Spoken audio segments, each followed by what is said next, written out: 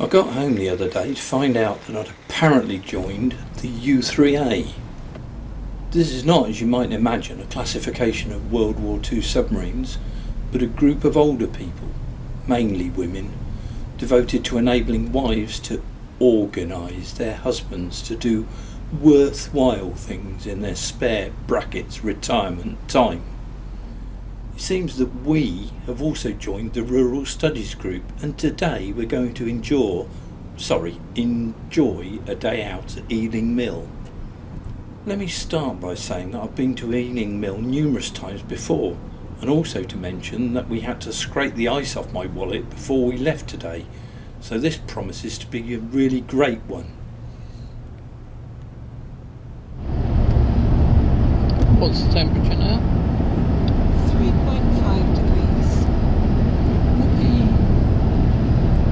There's almost no traffic on the road. Most people are sitting inside in the warm. I have to wear my walking boots. These are expensive and tough looking hiking boots with great thick soles and very long laces, designed to make you look as if you're a serious walker. In reality, I have an office at home, so my walking is limited to crossing from the hall to my desk. I also have a very nice warm car, which gets me to picturesque pubs overlooking attractive scenery.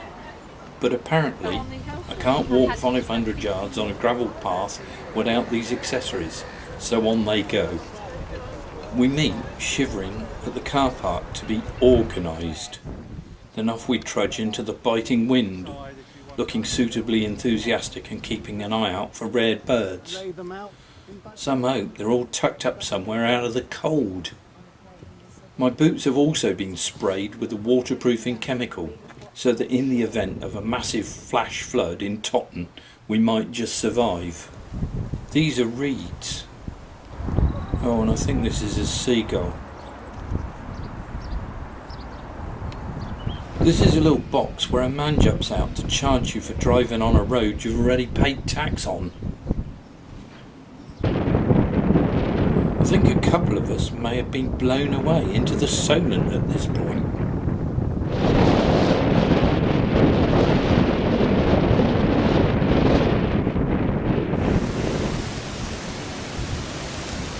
Oh great, gravestones. What a terrific reminder of age and mortality. And this stonework looks like it's in need of some attention.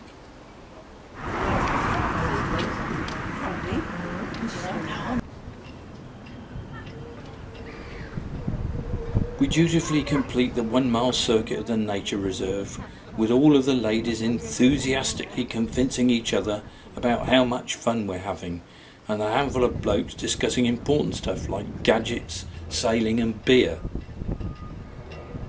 On our return to the car park, we take off the token walking boots, change into comfortable shoes and walk towards the local pub, only to pass it and pile into the tea rooms for a healthy jacket potato with "not too much butter, dear," and a pot of tea. Wonderful.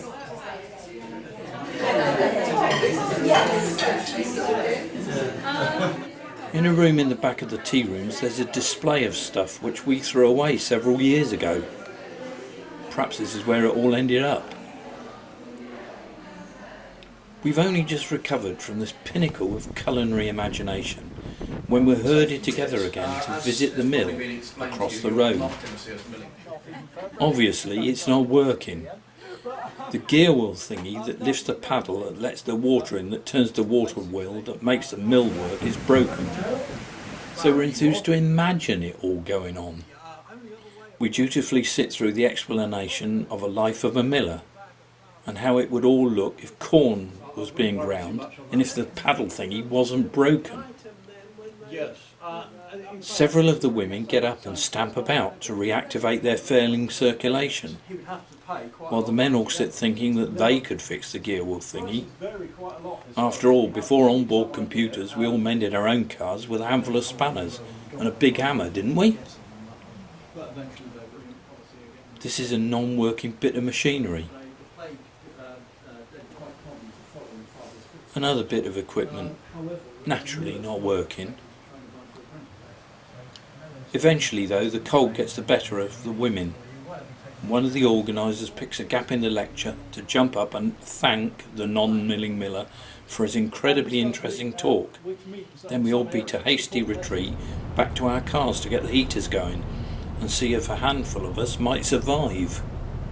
On the way home, Sue explains to me how much I enjoyed the whole event, how healthy I am now feeling, and how much I'm looking forward to our next trip. It seems that we are to trudge up a big hill where some Iron Age people allegedly lived, so that we can all look at a mound of earth and imagine how tough life was in those days. Tough? Tough? They had it easy. They didn't have to go on days out.